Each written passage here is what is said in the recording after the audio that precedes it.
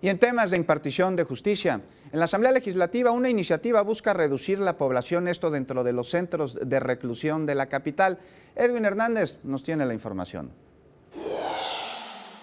Autoridades locales y federales fueron exhortadas por la Asamblea Legislativa para que analicen la posibilidad de que sean trasladados cerca de 3.291 internos del Fuero Federal que se encuentran en cárceles de la capital del país. La promovente de dicha medida, la diputada Rebeca Peralta, señaló que los penales de la Federación tienen la capacidad suficiente para albergar a estos delincuentes.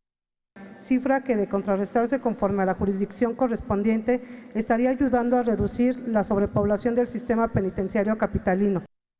Explicó que los penales federales tienen una capacidad total de 33.888 internos y al corte del mes de julio de 2016 se contabilizó un total de 24.180 internos. Es decir, existen 9.708 espacios que pudieran ocupar indiciados federales, mientras que los penales capitalinos muestran una sobrepoblación, ya que su capacidad es para albergar a 23.947 personas y al 11 de mayo de 2017, la cifra de personas privadas de su libertad fue de 29.810.